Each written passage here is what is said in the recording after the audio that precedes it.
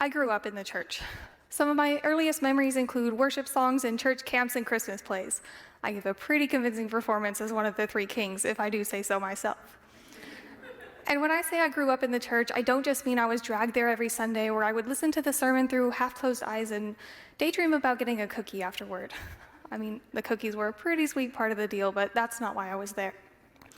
I wanted to be there. I was the kid that would bike to church when my parents couldn't take me, and I would sit in the front row and take notes on the sermons. So when I first started questioning my sexuality, I felt lost. I remember the first time the idea really took hold, I felt anxious for the rest of the day. What else could I have been if not straight? I thought of the world in a very cookie-cutter way. I thought I knew right from wrong because I had read it in the Bible and seen it echoed in the words of people around me.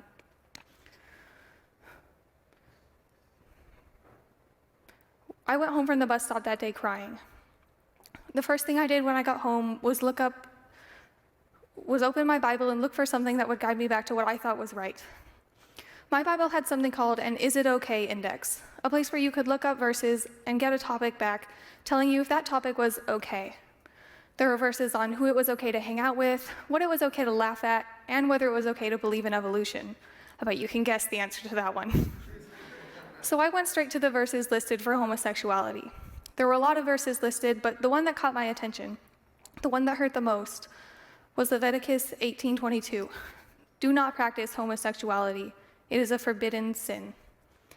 And underneath that, an excerpt that said, homosexuality is absolutely forbidden. If we agree with God, then we can agree that it is not okay to live a gay lifestyle. As far as 13-year-old me was concerned, that was all I needed to know. I spent the rest of the day crying and praying and hoping that I could repent enough to earn back my spot in heaven. I didn't want to be detestable or forbidden. I didn't want to disappoint the God who I had spent so long loving and being loved by. I've now spent the last 4 years reforming my relationship with religion, and part of that has been deciding if I want anything to do with the church at all because of the reputation that the church has of being against LGBT rights. Now, my relationship with leaving the church is not universal.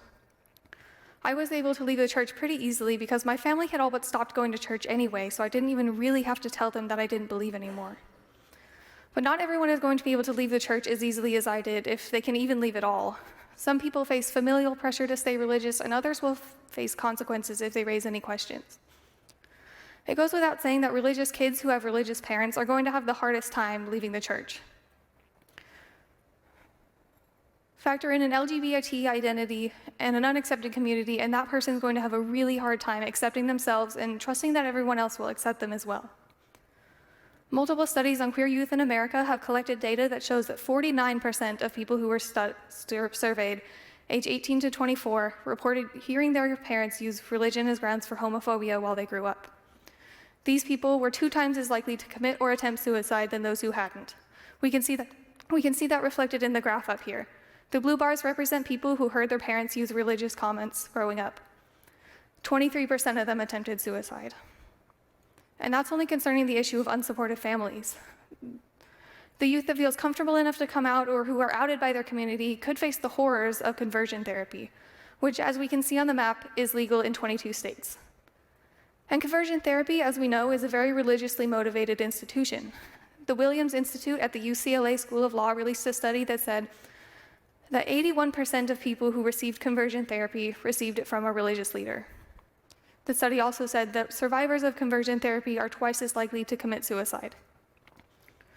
So we can reasonably draw the conclusion that religious communities, be that a church or a family, don't always foster the safest communities for queer people. Religiously motivated homophobia is not a modern concept, but historically speaking, it wasn't always standard practice for major religions or countries to be homophobic or to enact homophobic policies.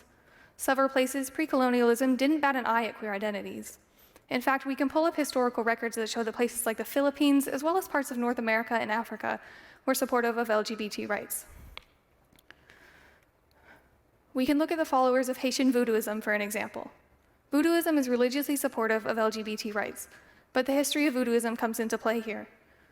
Voodooism came to Haiti in the 17th century when the slave trade brought over Africans from West Africa who developed the Haitian voodooist faith over time. Haiti was mainly controlled by Catholics who made practicing voodooism illegal, and while voodooism is now seen as a major religion in Haiti, the majority of the population is still Catholic or Protestant.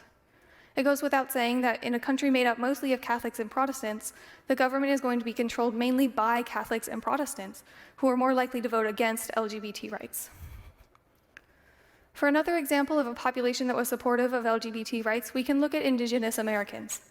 Indigenous Americans not only supported but also respected two-spirit people, an identity in which one person has both a male and female soul. But colonialism brought Catholicism and Christianity, which brought a heavy cloud over LGBT rights. The colonizers were now enforcing laws that forbade same-sex couples and disregarding the respect once held for two-spirit people. Nowadays in America, as we know, trans rights are slim to none, and LGBT rights are still something we have to fight for.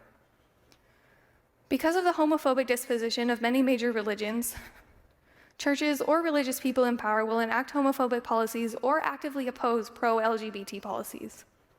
Let's look at a man named Ron Simmons for an example. Simmons was a Republican House member from Texas until 2019. Based on public posts on his Facebook wall, as well as public statements given from him, Simmons is a follower of the Christian church. During his time in the House, Simmons wrote and tried to pass multiple anti-LGBT bills, the most impactful of which was House Bill 2899, which petitioned that local corporations be stripped of anti-discrimination laws, making it legal to fire a gay man or refuse housing to a trans one. Thankfully, this bill was stalled, so it never officially passed, but we see this issue on a larger scale when we examine the 2015 Supreme Court case, Obergefell versus Hodges. Hopefully you recognize this case. It's the one that gave same-sex couples the right to marry.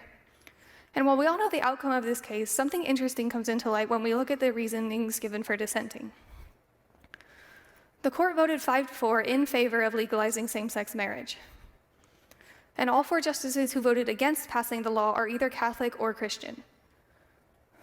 And when we read the reasoning for dissenting, we get echoes of the arguments typically given at Catholic or Christian churches against same-sex marriage.